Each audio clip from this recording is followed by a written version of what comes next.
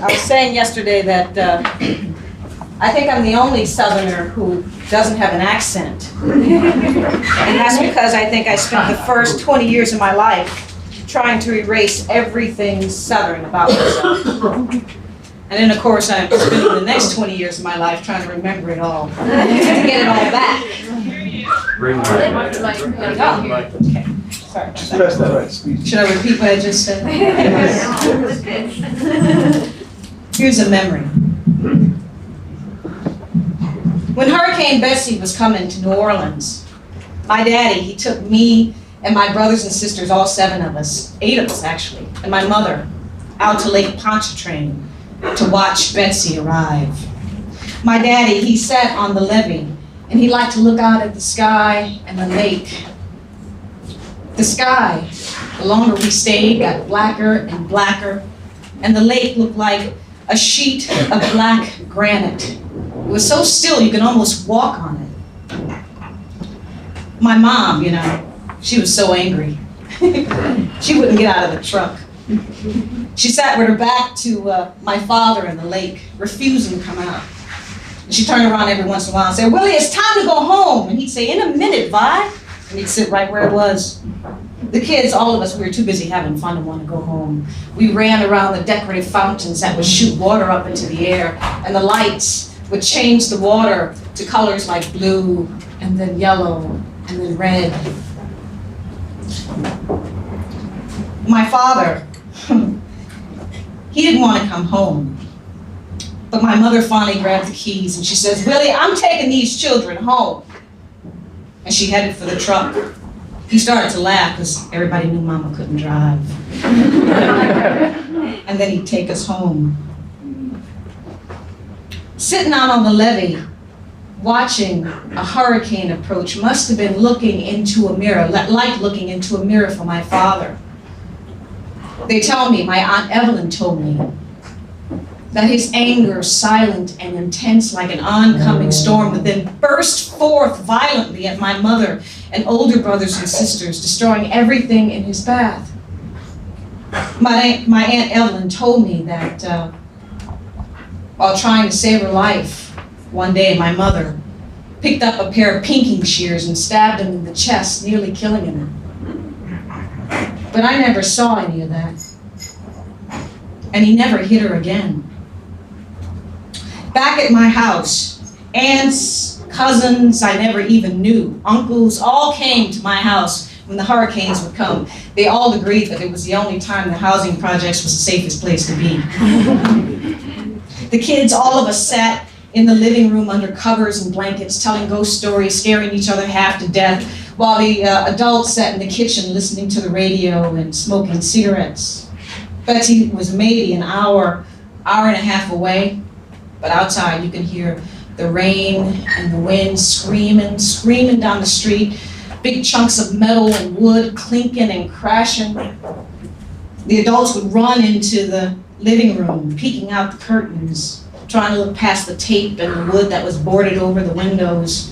And they'd be whispering things to each other, trying not to scare the kids. We were already half scared to death. By the time the eye of the hurricane hit, everybody was in the living room.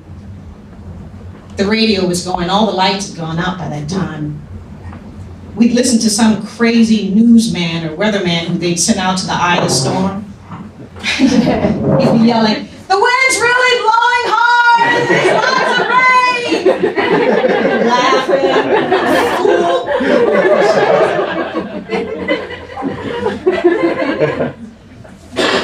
By the time Betsy had come and gone, I'd fallen asleep, thank God. We walked out the next morning, and the first thing I thought was that it looked like a war, except minus the bodies. Trees had been snapped in half, and cars turned over and dragged down the street. On TV, we watch families and kids who were stranded on the top of their houses because the water had risen so high. But we were safe. Just like I was safe from my father's brutality. I never saw the worst of my father's violence. I I saw a man who was kind to me and affectionate. I saw a man who would sit me on his knee and sing, "All you want for Christmas is your 2 front teeth." A man who would take me with him to take my mother to work. And my mother, in her clean white uniform, would get out of the truck to go to the house that she had to clean.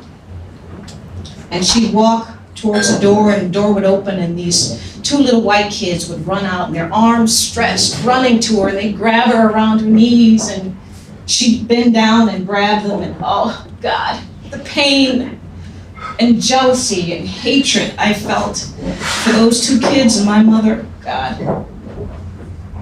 And my father's hand resting on my shoulder and on my knee, and he knew how I felt.